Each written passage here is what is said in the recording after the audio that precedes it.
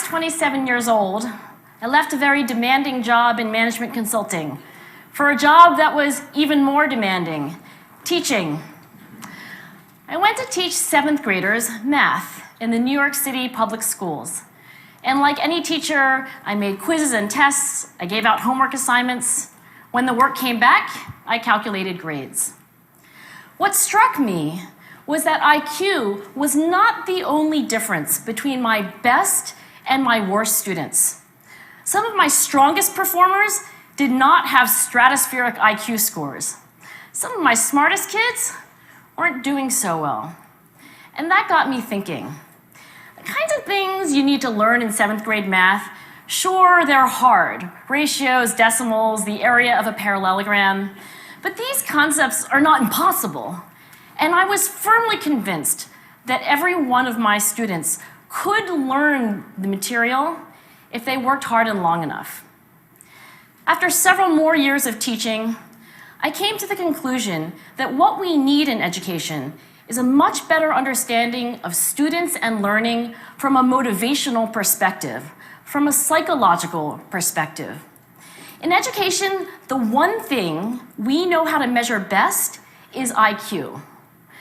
But what if doing well in school and in life depends on much more than your ability to learn quickly and easily? So I left the classroom and I went to graduate school to become a psychologist. I started studying kids and adults in all kinds of super challenging settings. And in every study, my question was, who is successful here and why? My research team and I went to West Point Military Academy. We tried to predict which cadets would stay in military training and which would drop out. We went to the National Spelling Bee and tried to predict which children would advance farthest in competition.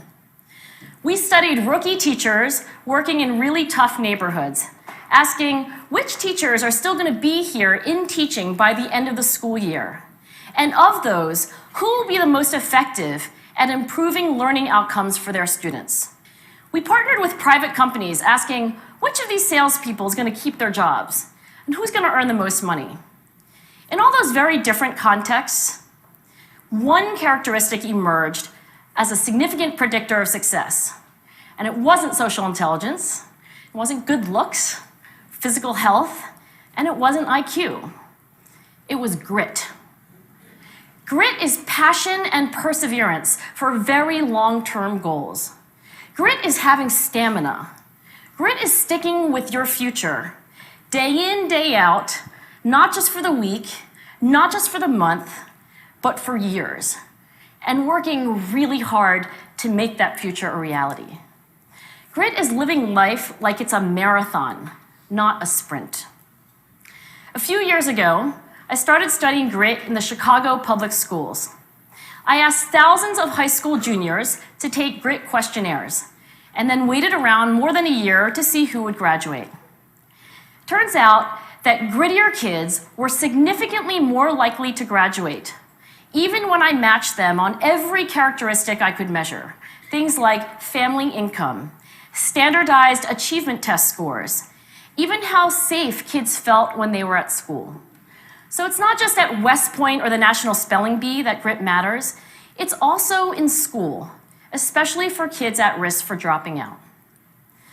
To me, the most shocking thing about grit is how little we know, how little science knows about building it. Every day, parents and teachers ask me, how do I build grit in kids? What do I do to teach kids a solid work ethic? How do I keep them motivated for the long run? The honest answer is, I don't know. What I do know is that talent doesn't make you gritty. Our data show very clearly that there are many talented individuals who simply do not follow through on their commitments.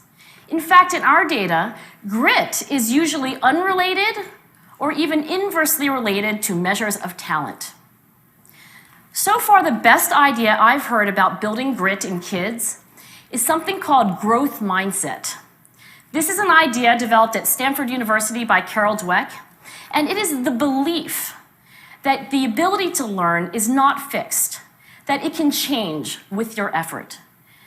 Dr. Dweck has shown that when kids read and learn about the brain and how it changes and grows in response to challenge, they're much more likely to persevere when they fail because they don't believe that failure is a permanent condition. So growth mindset is a great idea for building grit, but we need more. And that's where I'm going to end my remarks, because that's where we are. That's the work that stands before us. We need to take our best ideas, our strongest intuitions, and we need to test them. We need to measure whether we've been successful, and we have to be willing to fail, to be wrong, to start over again with lessons learned. In other words, we need to be gritty about getting our kids grittier. Thank you.